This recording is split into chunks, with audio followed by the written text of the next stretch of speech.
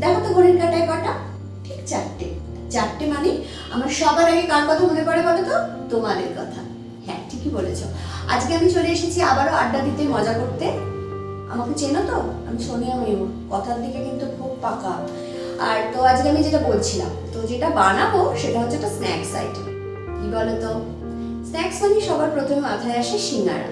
হ্যাঁ, আজ আমি বানাবো ফুলকপির সিঙ্গারা। আমি আমার মতো করে বানাবো, তবে আমি বলবো, আমি একদম 100% বলবো, যদি তোমরা আমার রেসিপি আমি যেভাবে বানাচ্ছি সেভাবে যদি তোমরা বানাও, দোকানের থেকে কোনো অংশে কম হবে না। যদি সেটা মনে করো বানাবে, চটপট বানিয়ে ফেলো আর কমেন্টের মাধ্যমে আমাকে জানাও কেমন হয়েছে। যদি আমার রেসিপি ভালো লাগে লাইক করবে, শেয়ার করবে, আর যদি খুব ভালো লাগে অবশ্যই চ্যানেলটা সাবস্ক্রাইব করবে।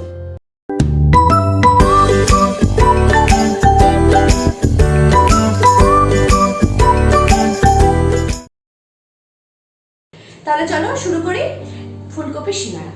তো ফুলকপির সিঙ্গারা বানাবার আগে সবার প্রথমে আমি ময়দাটা মেখে নেবো, কারণ ময়দাটা মেখে কিছুক্ষণ রেস্ট করতে দেবো, তাহলে ময়দাটা ঠিকঠাকভাবে সেট হয়ে যাবে। তো এখানে আমি 250 গ্রাম মতো ময়দা নিয়েছি, দেখো। আর ময়দাটা মাখার সময় ময়ামটার উপরে খুব ভালোভাবে জোর দিতে হবে।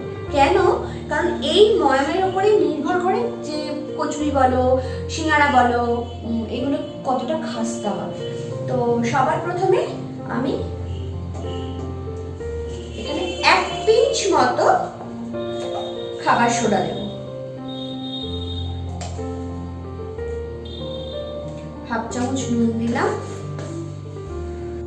হাফ চামচের থেকেও একটু কম মতো চিনি দিলাম, একটু হাফ চামচ মতো কালো জিরে দিলাম। এটা অপশনাল, কালো জিরে কেউ দিতেও পারো আর নাও দিতে পারো। এবার এটাকে ভালো করে মিশিয়ে নেব। তেল বা ঘি যাই তোমরা দাও সেটা একটু পরে দেব, আগে না, ঠিক আছে? 4 টেবিল চামচ মতো এখানে আমি তেল দিয়ে দিলাম। এখানে আমি রাইস ব্র্যান্ড অয়েল ইউজ করেছি, তোমরা সয়াবিন অয়েল অবশ্যই ইউজ করতে পারো বা ঘিও ইউজ করতে পারো, ঠিক আছে? এবার খুব ভালো করে ময়ামটাকে মাখতে হবে, দেখো। এবং ময়ামটা কিভাবে মানে ঠিকঠাক হয়েছে তার প্রমাণও আমি তোমাদেরকে বুঝিয়ে দেবো, কিভাবে হয় আর কি, জিনিসটা পারফেক্ট হয়। এই শীতকালে ফুলকপির সিঙ্গারা আর কফি ভালোভাবে আড্ডাটা কিন্তু জমে যাবে। এই দেখো, আমার কিন্তু ময়ামটা খুব সুন্দরভাবে দেওয়া হয়েছে। কি করে বলবো, বুঝলাম বলো তো? দেখো, দেখলে হয়েছে? আবার দেখো ভেঙে দিলাম, ছেড়ে গেল। এটাই কিন্তু বোঝার সব থেকে সহজ উপায় যে ময়দাটা আমার ঠিকঠাক ময়াম দেওয়া হয়েছে কিনা। এবার জল দেওয়ার পালা। এখানে আমি রুম টেম্পারেচারে রাখা জলই ব্যবহার করব। জলটা নিয়ে নিই, অল্প অল্প করে জল দিয়ে মেশাতে থাকবো।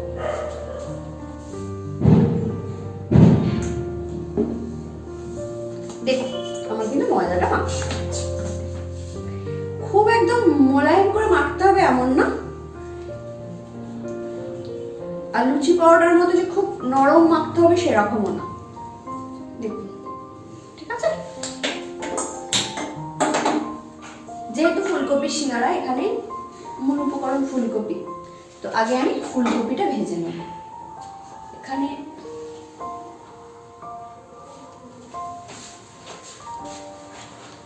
তিন টেবিল চামচ মতো রাইস ব্র্যান্ড অয়েল আমি দিয়ে দিলাম, ঠিক আছে?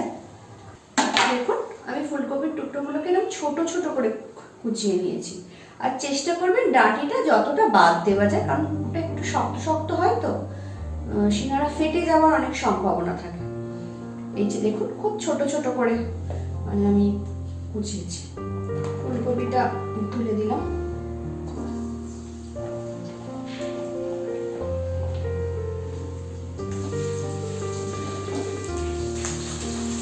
হাফ চামচ মতো নুন, হাফ চামচ মতো হলুদ দিয়ে দিলাম। নুন আর হলুদটা দিলে কপিগুলো ভাজার সময় খুব সুন্দর একটা সোনালি রং উঠে যায় কপিগুলো, দেখতে খুব ভালো লাগে। আর নুন দিয়ে ভাজলে তো জিনিসটা অনেক সফট হয়ে যায়, তাই না? কপিগুলো না ঢাকা দিয়ে দিয়ে রান্না করবে। যে কোনো সবজি একটু ঢাকা দিয়ে না রান্না করলে না জিনিসটা অনেক তাড়াতাড়ি হয়েও যায় আর খুব নরম হয় সবজিগুলো। একটা কথা বলবো, এখন তো গ্যাসের দাম অনেক বেশি, গ্যাসটাও একটু সাশ্রয় হয় না বলুন? হয় কিনা সেটা অবশ্যই কমেন্টের মাধ্যমে আমাকে জানাবে।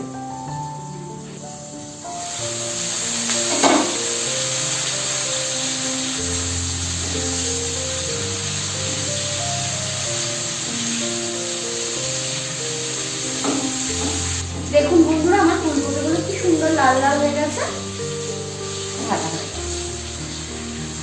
এবার আমি তুলে নেব।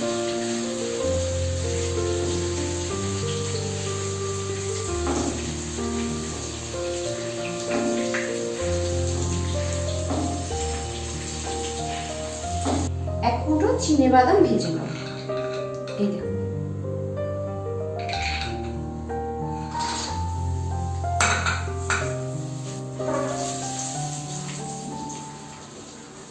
চিনেবাদাম ভাজতে কিন্তু বেশি সময় যায় না, খুব তাড়াতাড়ি হয়ে যায়।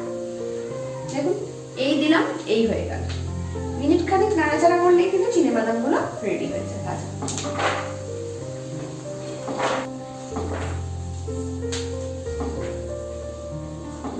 চিনেবাদাম গুলো আমার ভাজা হয়ে গেল। এবার এখানে ফোড়নের জন্য হাফ চামচ মতো 5 ফোড়ন দিয়ে দিলাম। 30 থেকে 40 সেকেন্ড সময় ধরে ফ্রাই করবো এটাকে আমি। 5 ফোড়নের একটা মিষ্টি গন্ধ বেরোনো অবধি অপেক্ষা করব। তারপরে কি করবো বলুন তো? আলুগুলো ছেড়ে দেবো, আবার কি করবো? এই ছেড়ে দিলাম।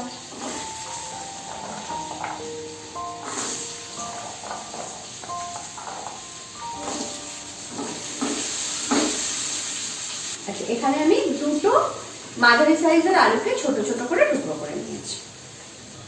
হাফ চামচ মতো নুন দিয়ে দিলাম, হাফ চামচ মতো হলুদ গুঁড়ো এখানেও দিয়ে দিলাম।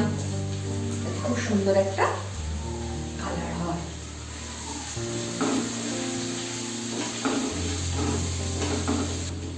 আচ্ছা, আলুগুলো মোটামুটি আমার ভাজা হয়ে গেছে। এবার কষাতে কষাতে আর একটু সফট হয়ে যাবে। আচ্ছা, এর মধ্যে আমি দিয়ে দেবো দুটো কাঁচা লঙ্কা আর একটা হাফ ইঞ্চি আদার টুকরোকে আমি ভালোভাবে পেস্ট করে নিয়েছি। আপনারা চাইলে কাঁচা লঙ্কার পরিমাণটা বাড়িয়ে বা কমিয়ে নিতে পারেন। দিয়ে দিলাম, মাছটাকে একটু বাড়িয়ে দিয়ে একটু ভেজে নেব, যাতে আদার একটা কাঁচা যে গন্ধ থাকে সেটা যাতে কেটে যায়। এর মধ্যে একটা আমি মশলাগুলো দিয়ে দেবো, যেগুলো দেওয়ার। এখানে নিয়েছি হাফ চামচ মতো হলুদ গুঁড়ো, হাফ চামচ মতো লাল লঙ্কার গুঁড়ো। আপনারা চাইলে লাল লঙ্কার গুঁড়োটা স্কিপ করতে পারেন। কেন? এখানে আমি দুটো কাঁচা লঙ্কা আগেই দিয়েছি বেটে। এরপরে একটা ভাজা মশলা দেবো, যাতে জিরে আর শুকনো লঙ্কা আমি শুকনো খোলায় নেড়ে একটু ভেজে নিয়েছি, তো সেই দুটোর জন্য ঝাল হবে। তাহলে এই লাল লঙ্কার গুঁড়োটা আপনারা অবশ্যই স্কিপ করতে পারেন, বা যদি কালার খুব পছন্দ করেন তাহলে কাশ্মীরি লাল লঙ্কার গুঁড়ো দিতে পারেন। আর 1 চামচ মতো এখানে দেবো আমচুর পাউডার দিয়ে দিলাম। 15-20টা মতো কিশমিশ আমি এখানে দিয়ে দিলাম।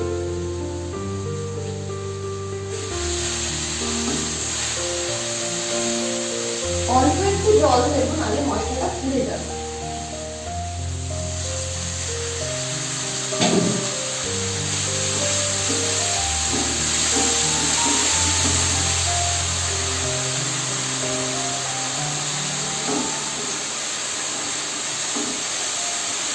ফুলকপিটা আগে আমি নুন দিয়ে ভেজেছিলাম, আলুটাও নুন দিয়ে ভাজলাম। আমি নুনটা সেরকমভাবেই বুঝে দিয়েছি যাতে জিনিসটা ব্যালেন্স হয়ে যায়। সেজন্য এই পর্যায়ে আমি আর কোনো নুন ব্যবহার করলাম না। এবার আমি ফুলকপি আর বাদামটা দিয়ে দেবো।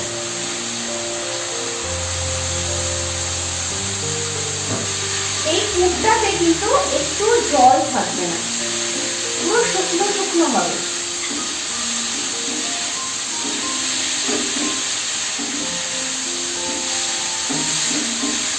এবার আমি এতে দিয়ে দেবো 1 চামচ মতো টমেটো কেচাপ,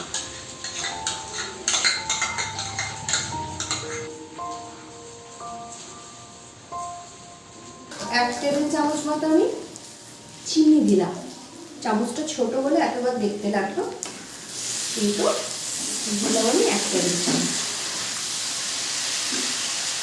জিরে আর শুকনো লঙ্কা প্রথমেই বলে যেটা ভাজা মশলা তৈরি করেছিলাম, 1/2 চামচ জিরে আর 2টো শুকনো লঙ্কা আমি শুকনো খোলায় নেড়ে ভেজে রেখেছি, সেটা দিয়ে দিলাম। আচ্ছা, এবার আমি এটা চাপা দিয়ে দিলাম আর একটা তড়কা দেব। 1/2 চামচ মতো ঘি দিয়ে দিলাম। এটা গরম হয়ে গেছে, এবার দেব 1/2 চামচের থেকেও কম হিং,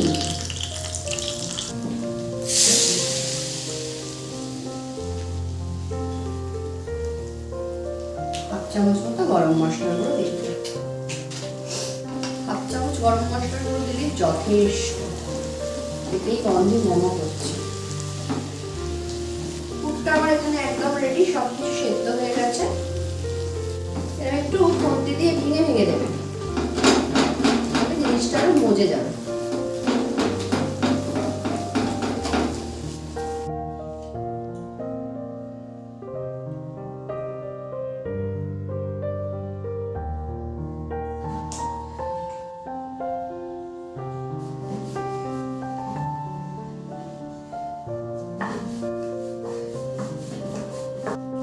এই ছুরির সাহায্যে মাঝখান থেকে কেটে নেব।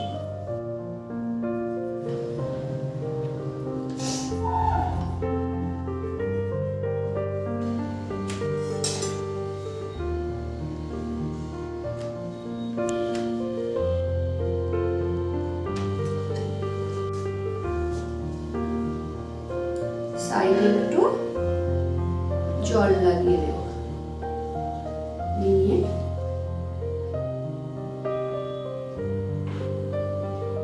সাইডগুলো এইভাবে ধরে এবার এটা একটা বাটির মতো হয়ে গেল। এর মধ্যে একটু পুর দিয়ে দিলাম, দিয়ে ভালো করে এটাকে ঢুকিয়ে দিয়ে আবার জল হাত করে মুখটাকে এরকম করে চিপটে দিলাম। আমার একটা সিঙ্গাড়া গড়া হয়ে গেল। এইভাবে আমি সমস্ত সিঙ্গাড়াগুলো তৈরি করে নেব। এবার আমি সিঙ্গাড়াগুলো ভেজে নেব। আচ্ছা, এখানে আমার তেল গরম হয়ে গেছে, এখানে আমি সাদা তেল ব্যবহার করছি, আর আমি সিঙ্গাড়াগুলো ভেজে নেব।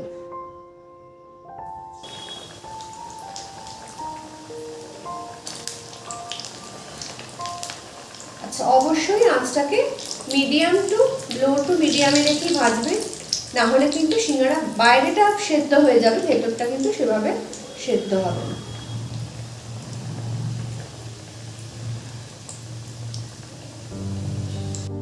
সিঙ্গাড়াগুলো ভাজা আমার হয়ে গেছে, এবার আমি এগুলো তুলে নেব।